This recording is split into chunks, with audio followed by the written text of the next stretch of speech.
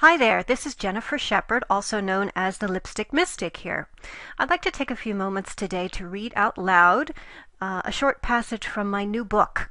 My new book is called The Lipstick Mystic's Guide to Time Traveling, Healing the Time Body, and Finding the Best Possible Timeline while others do the Apocalypso dance. This book is all about my real life experiences as a professional time traveler. I call it that because I didn't always think about it this way, but a large portion of my work and my efforts each day, back when I had a psychic counseling practice full time and I had an office and I saw clients every day, a huge portion of my work involved time traveling. And I did this full time for about a decade, but I had started giving readings 10 years prior to that and have continued to do many different types of psychic work and shamanic healing work for thousands of people from around the world since then.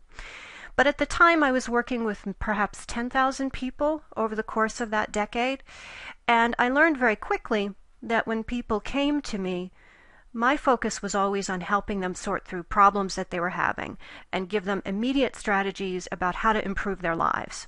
And to do this, I had to very quickly sit down with them, introduce myself, focus on their energy, and transport myself briefly into their past so I could see some of what's been going on in that person's past and some of what had been happening to them.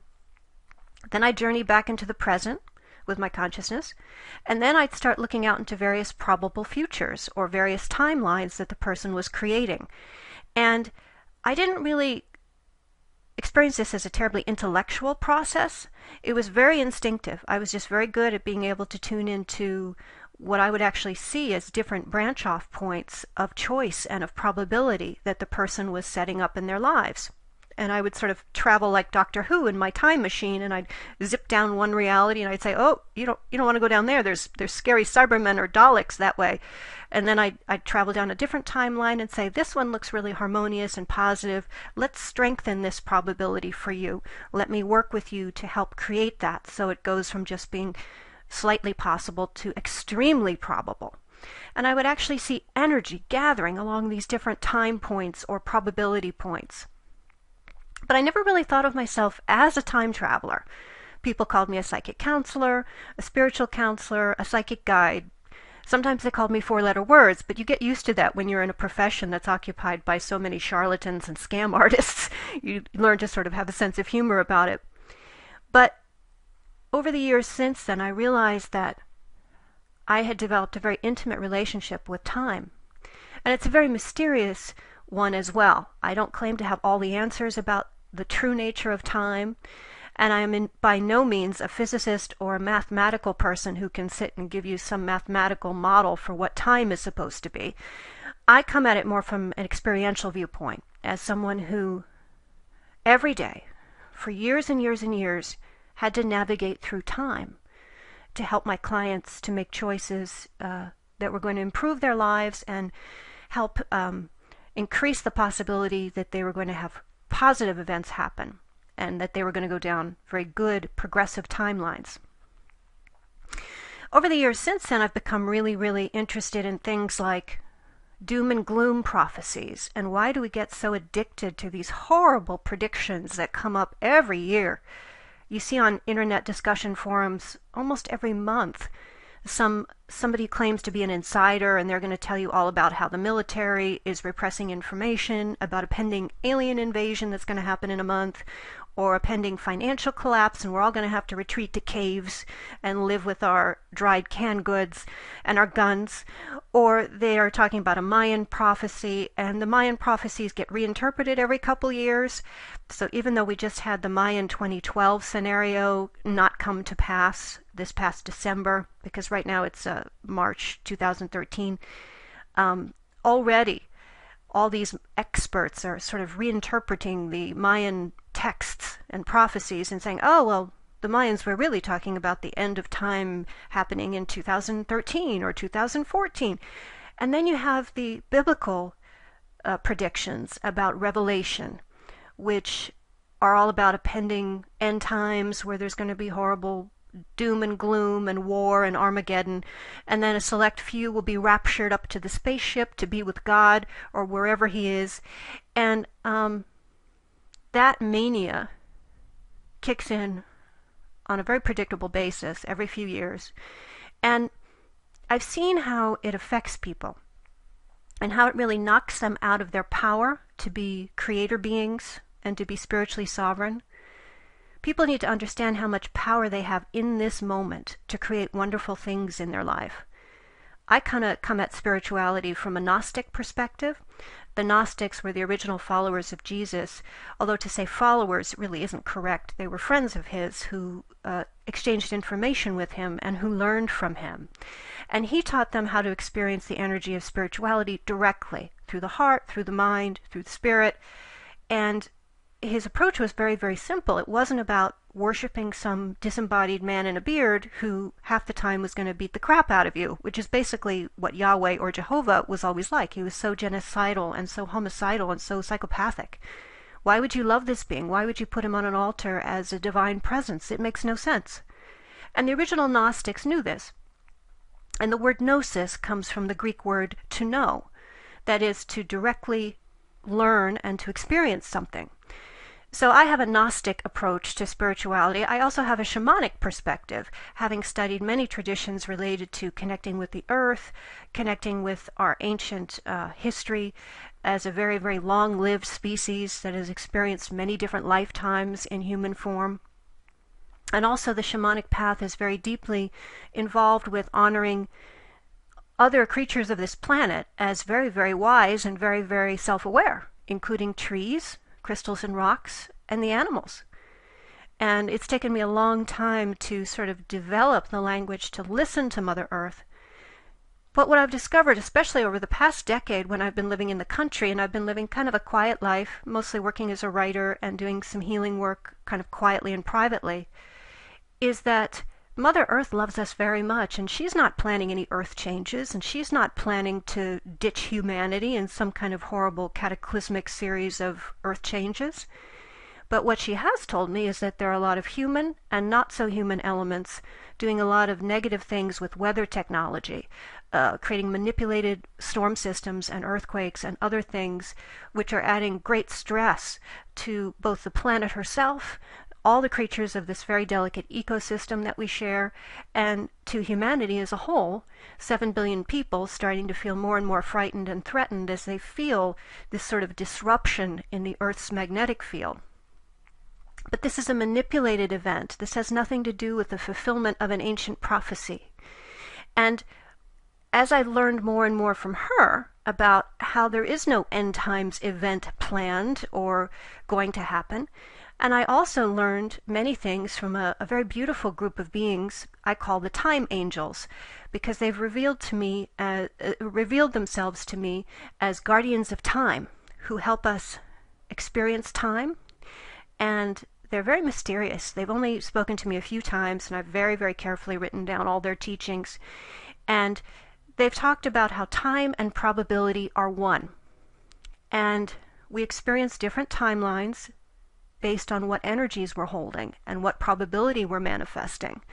And that really throws the whole idea of some set point of a definitive prophecy from the ancient ones having any relevancy at all to our future.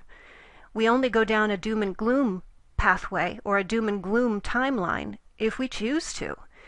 And I've gotten very angry about all the manipulative forces out there that seem to be hurting humanity down the worst possible timeline, getting us more and more alienated, angry, out of center, off center, and ungrounded.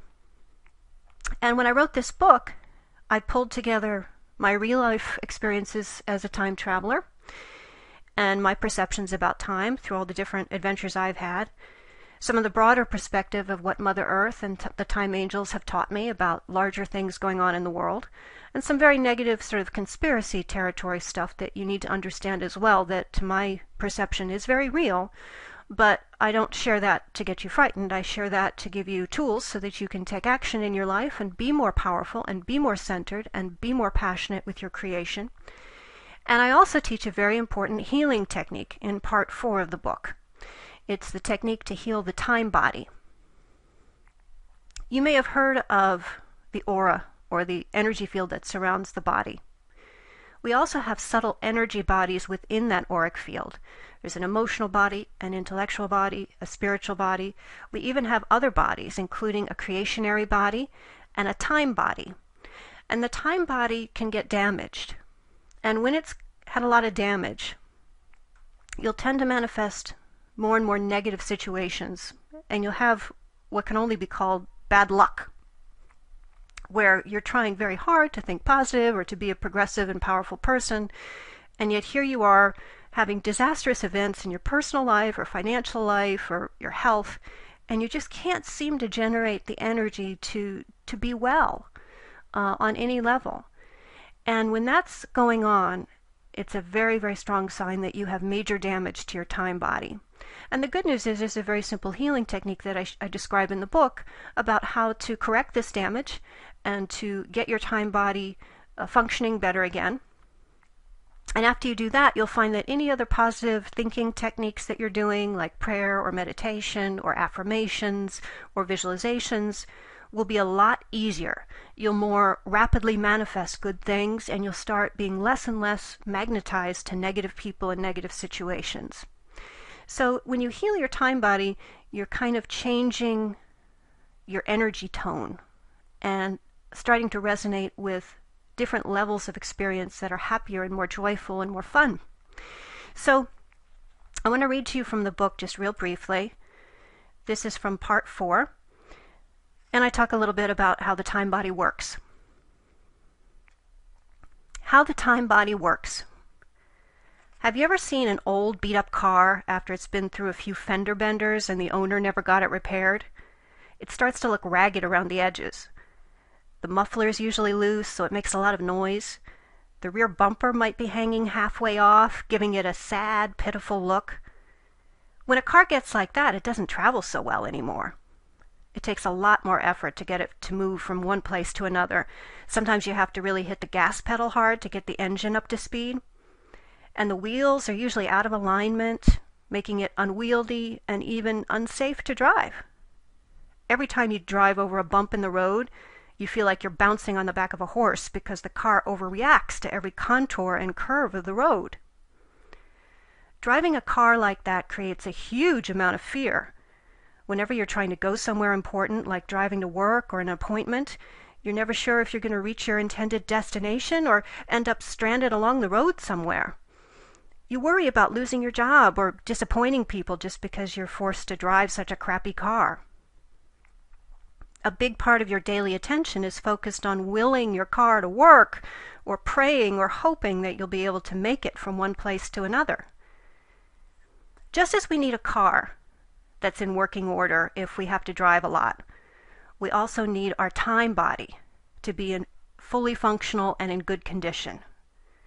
The time body is really another vehicle we use for travel, only we use it to get from one reality to another, or one probability to another. And usually if the time body is fully intact and energized, it allows us to move through life in a relatively stress-free way, enjoying predominantly pleasant experiences and creations. But when it gets a lot of dents in it, and pieces of it are misaligned, it becomes harder for us to move along in time and space. It gets more difficult to summon up the necessary energy to propel yourself down happier timelines because you feel very heavy from all the past damage you've experienced. You might not have a broken fender or a bad muffler, but things are definitely off. Your overall energy gets low, and your spirits and optimism start to sink. And if this continues, you'll no longer be able to see hopeful possibilities anymore. Instead, you're always anticipating problems and expecting the worst. And since you have chronically low energy at this point, it's harder to focus and to maintain clarity about what you're doing. You start to have far too many days where you don't give a flying fuck, and you just go along with the flow instead of taking independent action in your life. You just don't have enough energy to do anything else. You're beat. You've had it. You're through. You don't care how much worse it gets because it's already pretty damned bad. When you're in that place, you become very susceptible to things like peer pressure and other negative tribal influences because you just don't have the energy to push beyond that lower, denser level of energy that so many people tend to live in. You don't have any clarity about being able to set yourself on a different course. So you sink to their level and align with the masses or the herd, even if the herd is headed in a really stupid or unenlightened direction. From there, one bad choice leads to another, and a negative momentum sets in. You find yourself headed down the worst probable personal timeline, either aiming towards eventual self-destruction or violence against others, or both. And all of this goes on because you never had a way to heal the original damage you had in your time body, which probably wasn't your fault at all, because it most likely came from events in your childhood or youth which you had no control over, or this damage happened to you in past lives, and you can't easily access those memories, so you're clueless about what type of trouble you got back into then, and wouldn't even know how to begin to correct those problems now from the vantage point of the present. Some signs that you have a lot of damage to your time body. You can tell when you have lots of damage to your time body because these themes will be very strong in your life. Physical or emotional illness, either your own or people around you experiencing them. Abuse you receive, or abuse you dole out to others. Fear and anxiety that never goes away. This can in turn lead to various types of addiction as a way to medicate away those feelings. Social problems, where you're always caught up in the cycle of being a victim and finding yourself in bad situations. Problems coming into your full strength and power with your natural talents. Something or somebody always seems to get in the way, like you try to get a college degree but run out of money, or you think about starting a business, but your wife ends up accidentally pregnant and you can't take the risk of starting something on your own, or you decide to work on writing a screenplay, but are forced to live with a loud, out-of-control roommate because you need the extra rent money. It's like you can never work on being you and developing your special gifts. The universe keeps placing major obstacles in your path. You have deeply conflicted or even naive and inaccurate notions about money and cash flow, so financial problems are very bad in your life. You tend to attract really bizarre instances of what can only be described as bad luck. Like if you're standing out in the open and there isn't a bird in the sky, somehow a bird will materialize out of nowhere and manage to shit all over you. That type of bad luck. Since you find it hard to access your own sense of truth or to feel confident about being the authentic you, you're prone to adopting life philosophies or cultic beliefs where you end up following somebody instead of carving out your own path in life. You have little to no confidence in your own decision-making process. And then, if you've had lots of past bad experiences, you worry that if you do make decisions, things will just go to shit again like they did last time. At this point, your time body has a lot of dents in it, and you really can't see any way out of your misery because you've become so accustomed to pain and suffering. You might find it hard to even connect with the concept of being happy or healthy or wealthy at this point. It's just too unreal to you because those energies have become foreign to you. Do any of these things sound familiar to you? I hope not. Some of them are pretty bad. But if they do, don't worry. If you focus on healing your time body, you'll start to see some significant internal shifts in how you're looking at life and feeling about your life, and you'll start raising the type of energy you need to start navigating down a much better timeline, toward a much better probability. It's never too late to shift into experiencing a much better reality, and healing the time body can really help you. That's the end of that excerpt from my book. I do hope you'll check it out on Amazon. The book is The Lipstick Mystic's Guide to Time Traveling, Healing the Time Body, and Finding the Best Possible Timeline While Others Do the Apocalypso Dance. And again, I'm Jennifer Shepard. Please also visit me on my website, lipstickmystic.com, where I post daily blog updates and all kinds of interesting articles about psychic development, spirituality, mysticism, and connecting with the cool energies of the universe. Thanks very much.